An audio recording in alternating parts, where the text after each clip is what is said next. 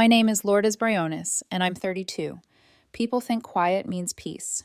In my family, quiet was just suspense, like a held breath before something breaks. Ohio raised me. So did function over feelings parents, Robert and Patricia, who loved schedules, appearances, and my younger brother James like he was a limited edition trophy. I was the middle kid with the quiet report cards and the louder work ethic. By 25, I was writing code at a major tech company, pushing 80-hour weeks, learning the strange truth that the lonelier you are, the faster you get promoted. The day I bought my house, a 4-bedroom colonial, white trim, porch that looked like forgiveness, I paid $450,000 in cash. My parents smiled. It wasn't pride. It was measurement, like they were calculating how much of me could be repurposed for the family. James had just moved back in with them. 29, 2 dropped-out majors, 1 half-finished job at a gym, and a list of almosts that somehow doubled as excuses. He just needs time, my mother said. You were lucky, she added, like luck wrote the code. 3 years later, my grandmother died. She'd lived with me that last year. Her wheelchair tracks are still pressed into the hardwood if you stand at the right angle in afternoon light. She left me everything she had, $200,000, and a stack of recipes she never measured. I thought grief would bring my family closer. Instead, it taught them to sharpen knives. The visits started then, not dinners, walkthroughs. My parents, with James in tow, would show up with a pie and questions that didn't taste like dessert. How's the mortgage? My father asked, scanning the crown molding. Paid, I said. And the insurance, do they need secondary signers? My mother tried, eyes floating toward the office where I kept documents. James wandered, phone out, snapping for memories. I should have said no phones. But you don't enforce boundaries you were never taught to believe you deserve. The drop hints phase eased into deposit ideas. Family helps family, my mother repeated. You have so much space, lords. Translation. James needs your life raft. Please drown a little for him. I wasn't perfect, but I was stubborn. The house was my first boundary. I didn't buy property to perform generosity. I bought it to feel unstealable. 2 weeks ago, a courier dropped a thick envelope from a law firm I'd never heard of, Henderson and Associates. I slid it open at the kitchen island, fingers catching on the paper edge, and read words that made my vision stutter. A notarized power of attorney, granting my parents full control 6 months ago. A deed change, adding James as co-owner. A $300,000 home equity loan, approved 5 days earlier. Funds already transferred to an account I didn't recognize. My signature, my name, was there in slanted ink I didn't write. There are moments your body understands something before your mind does. My hands were shaking like they were trying to throw off what they were touching. I called the firm. A receptionist chirped, Yes, Miss Briones, we processed your documents. They're valid and binding. I said I'd never been in their office. She went chilly. We have security footage. When I asked to see it, she hung up. I called my father next. He answered like he'd been rehearsing to sound calm. Lords, he said, all soothing authority. This is delicate. You've been overwhelmed since your grandmother passed. You asked us to handle things. I didn't, I said, and felt my voice disappear into the phone like heat into winter air. The papers say otherwise. James will move in tomorrow. It's safer. It was a neat trick, turning theft into caregiving. I hung up before my throat burned through. At the bank, the branch manager met me with the face people wear for freshly orphaned pets. Yes, a loan had been opened against my house. Yes, I signed. No, the funds weren't there anymore. He slid the packet toward me, the forged signature again, the notary stamp, the dates lined up in a timeline only criminals and accountants could love. I drove home on autopilot. As my street bent toward the house, I saw the moving truck before I saw the porch. James stood in my driveway with 2 friends, peeling tape off boxes that weren't his. What are you doing? I asked. No scream. My voice fell flat, like sound in snow. He flashed a grin in his phone, a photo of my deed with his name pasted on it. Co-owner rights, sis. Don't make this awkward. I called the police. 2 officers came, did that careful head tilt at our printed paperwork war, and said the thing you never want to hear when your life is on fire. This is a civil matter. With his name on the paper, they couldn't make him leave. I had to take it to court. That night wasn't a night, it was a corridor I kept walking down. I checked into a hotel. The lamp was too yellow. The AC hummed like a mouth closed on a scream. I tried to sleep. Sleep tried me back. Then I texted the only person in our family who doesn't treat the truth like it's optional. My cousin Jennifer, the one who put herself through the academy because she got tired of people pretending consequences were imaginary. I typed, "They forged my signature. They took a loan. James says he's co-owner. I think Dad used a lawyer named Henderson. I don't know what to do." She called before the typing dots finished. "First," she said, low and certain, "you breathe. Second, you don't step foot in that house alone. Third, you save every file, every voicemail. And fourth," her voice shifted, almost a smile, "they're arrogant. Arrogant people leave footprints." Footprints, I repeated like a spell. Social media, search histories, forums, they don't hide, they brag. I'll start digging. Off the clock for now. I'll loop in my captain when I have enough. I stared at the ceiling. What if this ruins the family? "Lords," she said gently, "they already ruined the family. They're just trying to call it help." After we hung up, I scrubbed my face, splashed water that didn't taste like home, and opened my laptop. My hands found muscle memory. I built a folder labeled Receipts. Into it, I dropped photos of the forged documents, the bank packet, timestamps, the call log with my father, the ugliest breadcrumb trail of my life. A text lit up from Daniel, my boyfriend, who'd been on an overnight shift. "I'm off at 6. Tell me where to meet you. I'm with you." Something loosened in my chest. He didn't ask for proof. He asked for an address. I scrolled on autopilot and landed, of all the places, on Facebook. I typed Henderson and Associates and found a page with a headshot of a man whose smile didn't reach his eyes.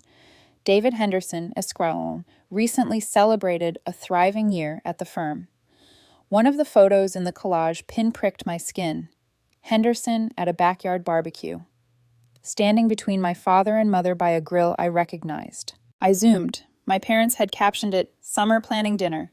Planning. I screen captured until my fingers remembered anger. I clicked through tagged photos, then groups. My father's name, Robert George, appeared in a starter real estate forum. The thread was months old.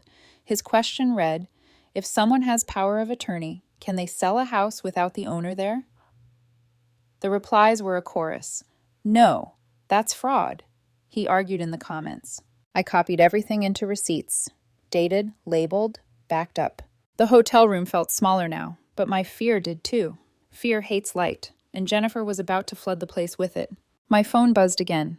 "Jennifer, no greeting, just fuel."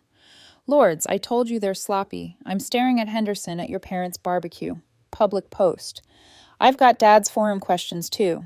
Texts are next. People like James brag. When he does, I'll find it." I closed my eyes. For a moment, I saw my grandmother's hands. Soft, spotted, steady on a mixing bowl. "Don't let them steal you," she'd once whispered, tired but fierce. "When people show you who they are, label it in pen." "Jen," I said, "if they were willing to do this to me, what else?" "Don't spiral. We build the wall, evidence by evidence. When I file, this won't just be a civil squabble. It'll be a conspiracy with wire fraud on top. Crossed state lines equals bigger badges."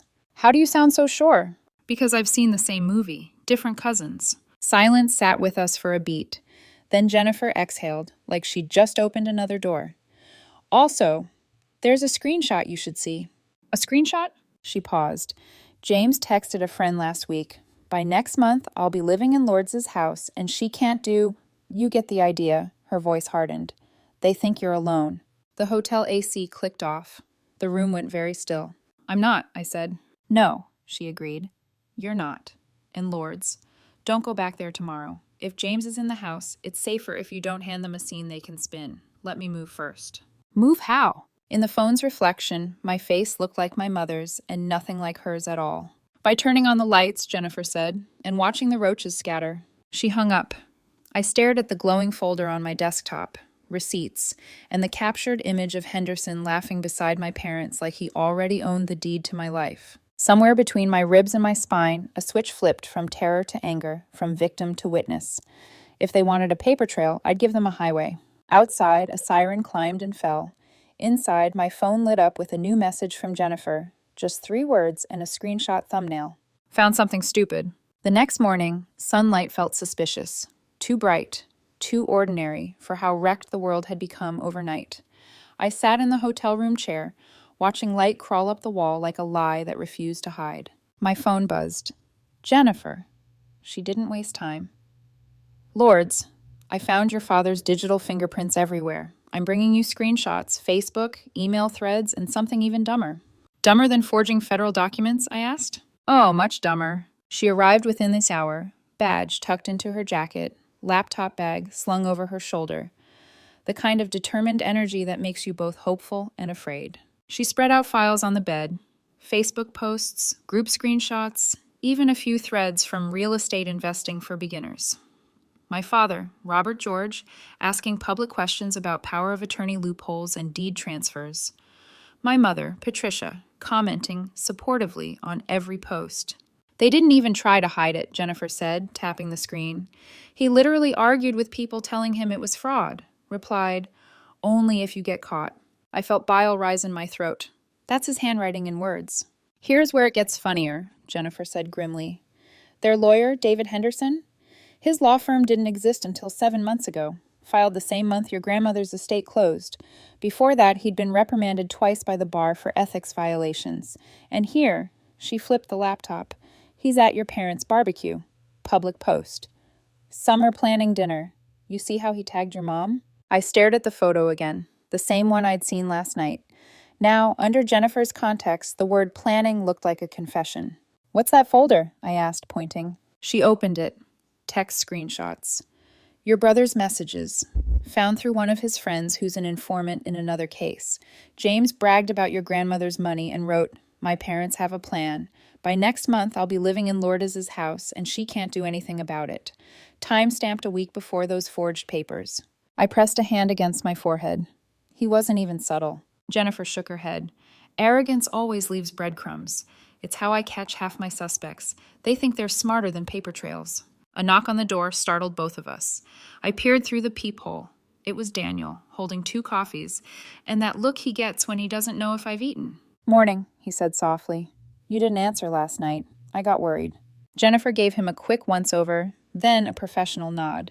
You must be the boyfriend. I'm Jennifer, cousin/detective/reason your girlfriend's not walking into a legal ambush. He blinked, then extended his hand. Good to finally meet you, and thank you. She accepted the coffee he offered her like they'd known each other for years. Caffeine. Smart man. When Daniel turned to me, his voice lowered. I called a lawyer friend last night just to ask how this works. He said if there's federal wire transfer fraud, this could escalate fast. Jennifer smiled faintly. He's right. I'm about to make it official. She pulled out her phone. I've gathered enough to take this to my captain. Once I get clearance, the FBI will step in. Henderson's already violated federal law by forging across state lines. Daniel frowned. What if your parents realize she's fighting back? Jennifer zipped up her bag. Then they'll panic, and panic means mistakes. I'm counting on that. As she left, Daniel wrapped his arms around me. You okay? No, I whispered, but I'm angry, and that feels better than scared. He exhaled against my hair. Whatever you need.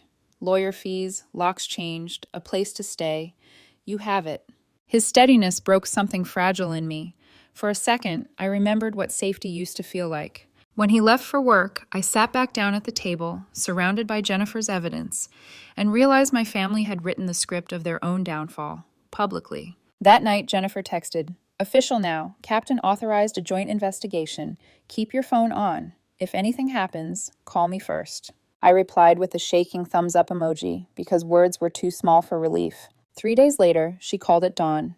Get up. You'll want to see this. I turned on the TV. Breaking news. Federal agents raid law firm Henderson and Associates over allegations of wire fraud and identity theft. The footage showed men in jackets marked FBI carrying out boxes, Henderson in handcuffs, head down, pale as drywall. I covered my mouth. Oh my God. Jennifer's voice crackled through the phone, electric with satisfaction. He flipped. He's already talking. Said your parents paid him $50,000 to create everything. The power of attorney, the fake loan, the forged signatures. And get this. She paused for dramatic effect. He gave them recorded calls, emails, even videos of your parents coaching James on how to copy your handwriting. I could barely breathe. Videos? Yeah, your dad even sent him a YouTube tutorial titled Advanced Signature Simulation. Subject line read, for the thing we discussed. The room tilted around me. So the law firm's security footage. Completely fake, Jennifer said. Henderson told his receptionist to lie if you called. He never even met you. I sank onto the bed, heart pounding so loud I could hear it echo through the silence. What happens now? They're getting search warrants for your parents' house, Jennifer said. He told us they kept hard copies of everything. Printouts, plans, notes about selling your house and moving to Florida. They even made condo deposits. She paused. Lords, this is going to get ugly, but you're going to win. Her words hung in the air as another news clip showed agents carting computers out of Henderson's office. I wanted to believe her, but all I could picture was my parents' faces when they realized I'd fought back. By evening, Jennifer called again. You sitting down? Yes. They found your parents' files, and it's worse. They'd opened credit cards in your name, applied for loans, even intercepted your mail to hide bank notices. They left a whole notebook of plans, how to sell the house, split the money 3 ways, and disappear south. I closed my eyes. They were going to erase me. No, Jennifer said. They just tried to rewrite you, but they forgot who owns the pen. The next day, I watched the footage I never imagined I'd see. My parents and James in handcuffs being led out of their house while neighbors whispered behind curtains. The newscaster's voice was calm, clinical.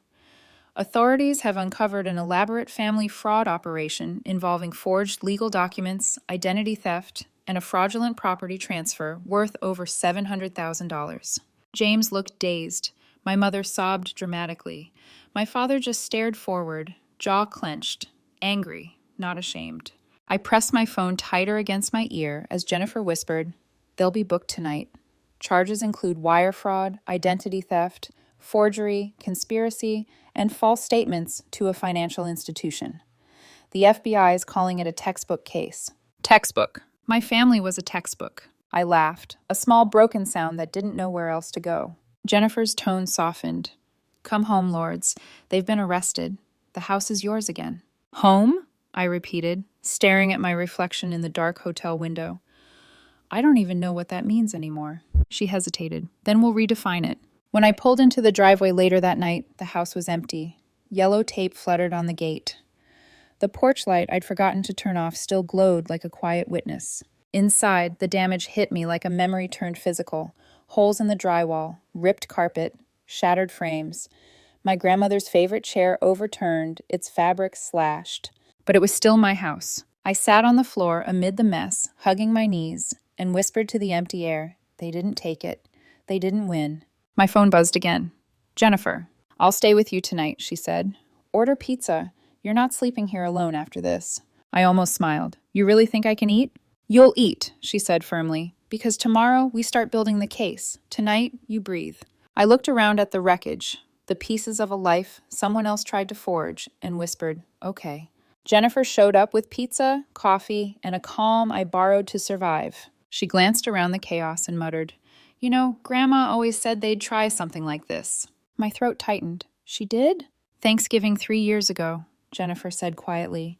She pulled me aside and said, If anything ever happens to Lords, check the paperwork first. Her parents love money more than honesty. Tears came fast, the kind that don't ask permission. Jennifer set the pizza down and wrapped me in a hug.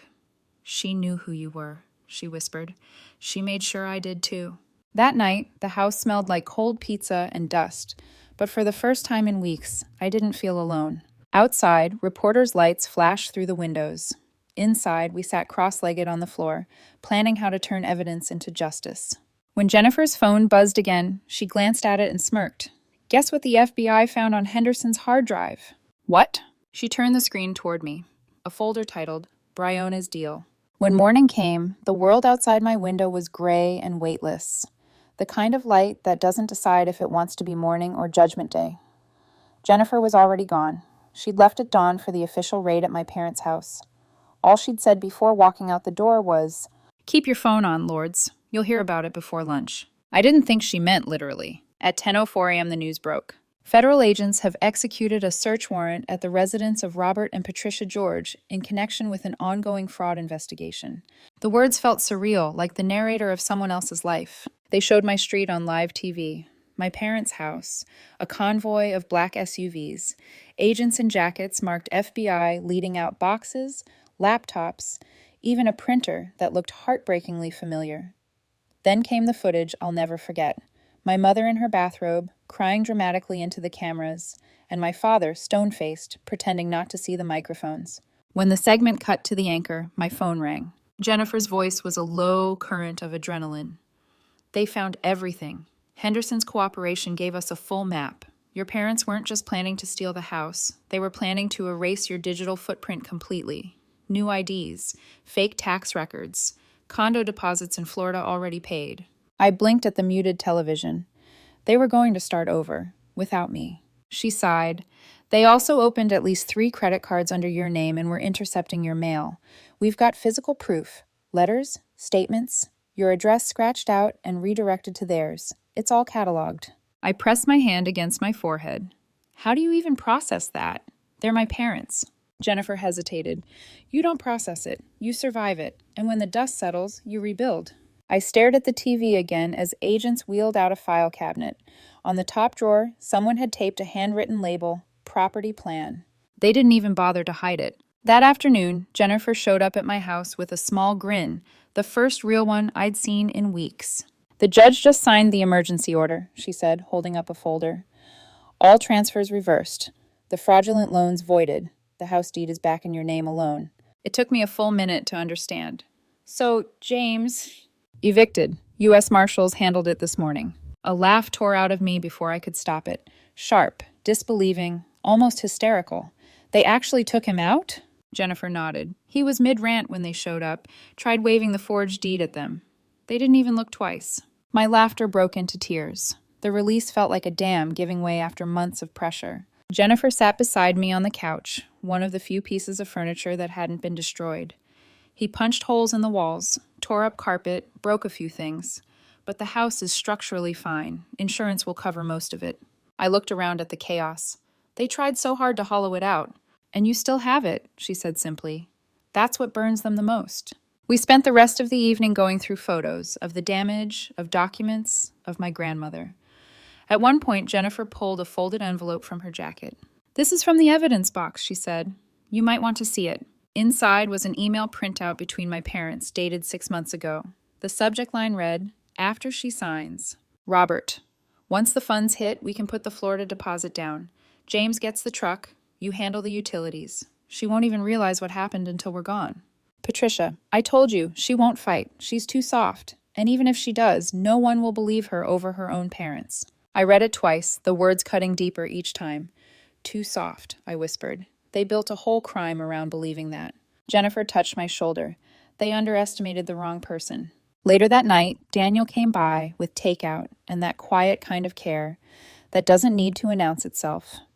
He stepped carefully around broken glass and asked, What can I do? Stay, I said. Just stay for a bit. He nodded, sitting beside me as we ate in silence. I don't understand them, I murmured.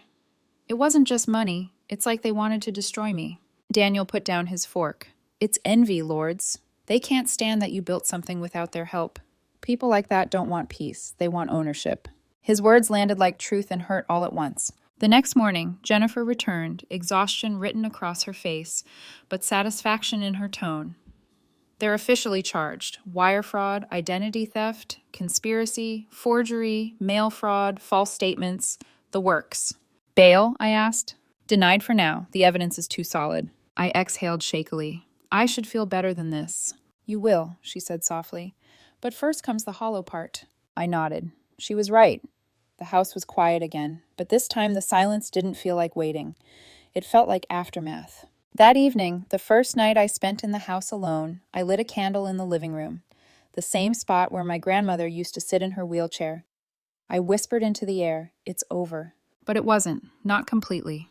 The real war was emotional now, untangling years of guilt and gaslighting that had made me think I owed them everything. When Jennifer came by later to check on me, she found me staring at the wall where James had punched a hole. I'll patch it tomorrow, I said. Leave one unpatched, she replied. Just for now, a reminder of what you survived. She handed me a manila envelope. You'll want to keep this too. It's the final report from the FBI. Henderson confessed. Everything checks out. I opened it and saw something unexpected. Among the exhibits was a typed list titled Future Opportunities. It detailed plans to sell the house, liquidate assets, and open a joint account under all three of their names. At the bottom, in my mother's handwriting, was a note. Once Lord signs over the house, we're finally free. I let out a bitter laugh. They really thought freedom meant taking mine. Jennifer smiled faintly. Well, they're free now, just within federally locked walls. We both laughed then, quietly, like survivors who finally believed the fire was out. But deep down, I knew the story wasn't finished. The trial would come, the sentencing, the long months of piecing my life back together. Still, for the first time in years, the silence in my house felt honest. And when Jennifer stood to leave, she looked back at me and said, "Your grandmother would be proud, you know." "Why?" I asked. "Because when they tried to rewrite your story," she said, "you kept the pen." 3 months later, I sat in a courtroom that smelled like paper and ghosts. The prosecutor's voice was crisp. The air conditioning hummed like an indifferent audience. And across the aisle, my family. Robert and Patricia George and their son James. My father looked older, his arrogance cracked under the fluorescent lights. My mother dabbed at her eyes for sympathy that never came.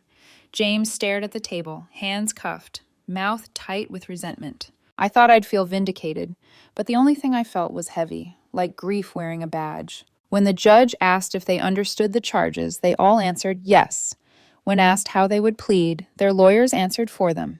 Guilty. That single word hit harder than anything else they'd done. The prosecutor explained the plea deal. 8 years for my father, 6 for my mother, 5 for James. Even Henderson, the crooked lawyer, had flipped for leniency and got 3 years plus permanent disbarment. When it was my turn to speak, I stood up. My voice didn't shake, surprisingly. "I wish I could say I don't know why you did it," I said, eyes fixed on them. "But I do. It was never about need. It was about envy, about control. You couldn't stand that I built something on my own." My father refused to meet my eyes. My mother whispered, "You broke this family." The judge silenced her with a sharp gavel. I continued, "You didn't just steal money. You stole safety, trust. You taught me that family can betray deeper than strangers ever could." When I sat down, Jennifer squeezed my hand. "You just rewrote the ending," she whispered. After sentencing, the relief came in waves, and so did the exhaustion. The fraudulent loan was voided, the money reimbursed, and the house fully restored in my name. The insurance company even covered most of the damage James left behind. For months, my house was a construction zone. Fresh paint, new drywall, light fixtures replacing broken glass. Every nail hammered in felt like a heartbeat coming back. I converted the smallest bedroom into a home office, a place to rebuild my projects, my identity. Another room became something quieter, a memorial space for Grandma. I framed her recipe cards, her rosary, and a photo of her hands kneading dough. Sometimes when I worked late, I swore I could still smell cinnamon. Work helped me heal faster than therapy at first. My company had been incredibly supportive. When HR learned what happened, they offered paid time off and identity theft protection. And then, when I returned, they promoted me, senior developer. It wasn't just the title. It was validation that I could exist outside of the wreckage. Jennifer thrived too. Her department commended her for the investigation. She'd been promoted to lieutenant.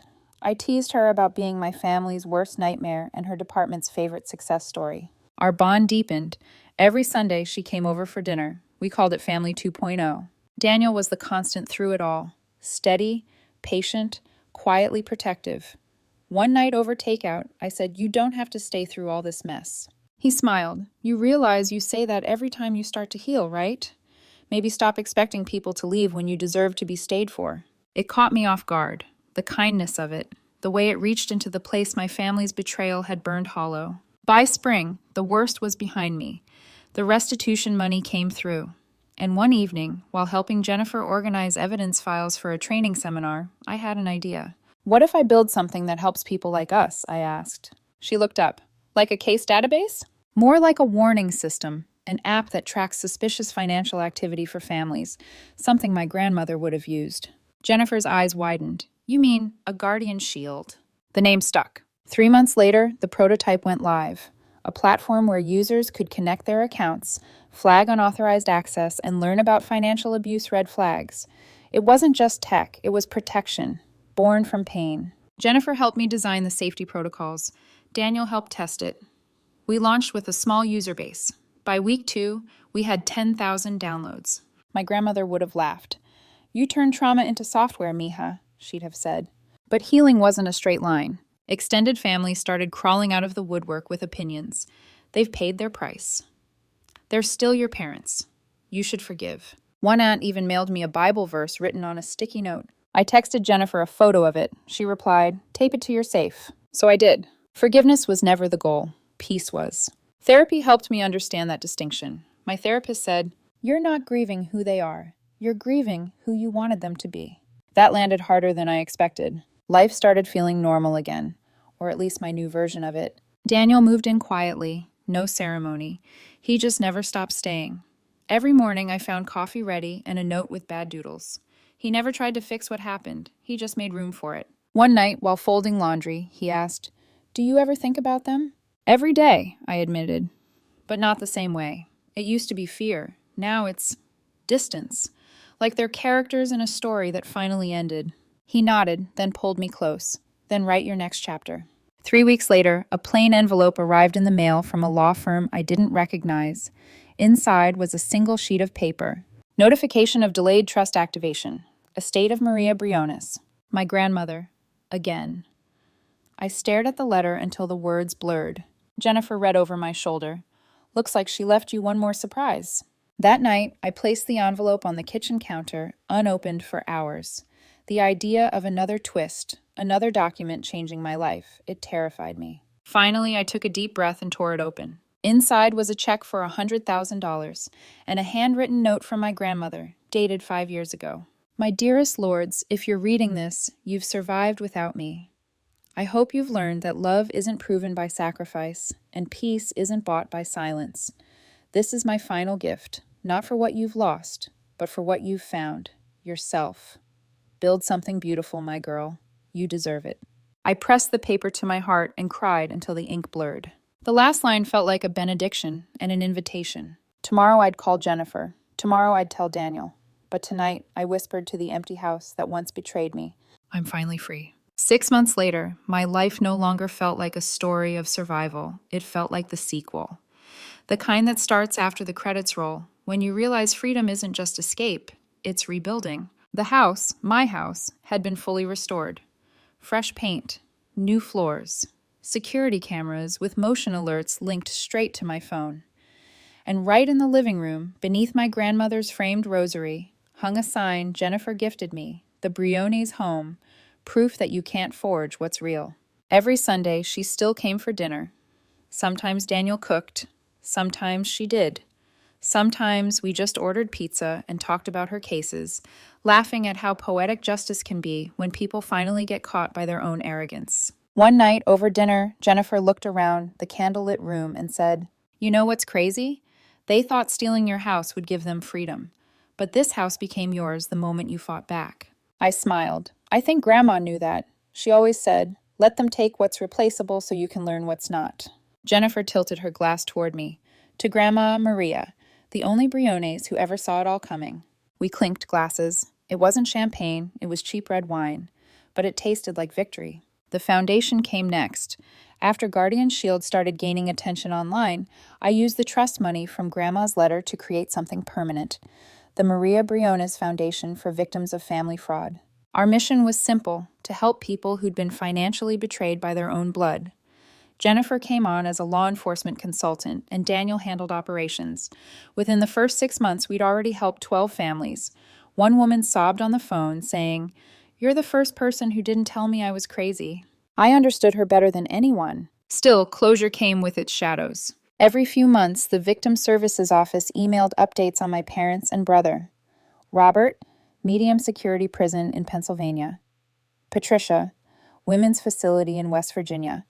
James, minimum security camp back in Ohio. I never visited, never wrote back.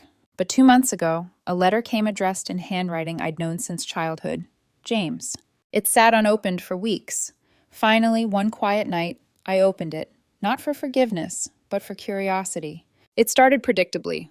"Lords, I don't know why you did this. You could have kept it quiet. We're still family. You ruined 3 lives." He ended with a request. "Can you send some money to my commissary? I just want to get through this."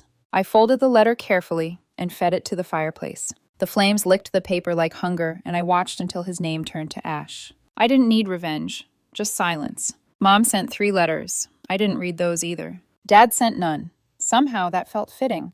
He never wasted words unless they made him look good. According to a cousin who still spoke to them, Dad insists I betrayed them, that I was manipulated, that the system broke the family. It used to make me angry. Now it just made me tired. They lost the right to my outrage when they forged my name. Life outside the wreckage bloomed quietly. Daniel and I grew closer, so naturally, I didn't even notice when mine turned into ours. He started keeping spare clothes in the closet, then a toothbrush, then, without ceremony, a house key. One morning he made coffee and said, "I think we just live together now." And I laughed because he was right. He met Grandma's sister, Tia Dorothy, who lived in California. She was 84 and sharp as a blade. When she heard the story, she shook her head and said, "Your abuela was no fool, lords. She saw the rot years before you did. She stayed in touch with them for one reason, you. She wanted to keep an eye on the one who still had a soul." That night I cried again, but it was the kind of crying that cleans something instead of breaking it. Guardian Shield grew faster than I ever imagined. The app partnered with AARP and local community centers to help older adults protect their finances. We even got a small feature on local news, Jennifer and me side by side, explaining how to spot signs of family financial abuse. When the interviewer asked, "Do you believe forgiveness is necessary for healing?" I answered without hesitation. No, forgiveness is optional. Healing is mandatory. The clip went viral. Hundreds of emails poured in, some from people who'd lost homes, some from those who'd escaped emotional abuse, and one from a girl who simply wrote, "Thank you for proving that surviving family betrayal doesn't make you bitter. It makes you brave." That one I printed and taped to my wall. A few months later, a documentary team released an episode titled, "Blood Isn't Always Thicker Than Fraud." Watching actors reenact my family's downfall was surreal, but they told it respectfully, focusing not on scandal, but on warning signs. When the credits rolled, I saw my name beside the words consultant and survivor. I wasn't a victim anymore. I was a blueprint. Sometimes, though, the old feelings crept in. Guilt, anger, the ache of missing people I wished had existed. My therapist calls it emotional phantom limb. You stop needing them, but you still feel the shape of where they used to be. She once said, "You can't erase their damage, lords, but you can choose what grows in its place." And I did. Now, when I wake up, sunlight pours through the same windows where my brother once claimed ownership. Daniel hums in the kitchen. Jennifer drops by with case files and gossip. My house smells like coffee and cinnamon, the same way it did when Grandma was alive. The walls they tried to tear down have been rebuilt stronger. The home they tried to steal has become my sanctuary. Before bed, I sometimes read Grandma's last letter again. Her words feel truer every time. "Build something beautiful, my girl. You deserve it." I whisper back, "I did, Grandma, I did." And to anyone listening, to anyone living through that same gut-deep betrayal, please remember this. You are not crazy. The gaslighting is real. Family can commit crimes too. You don't owe loyalty to people who weaponize your love. Protect your peace like it's property. Because it is. The house they tried to take is still standing. So am I.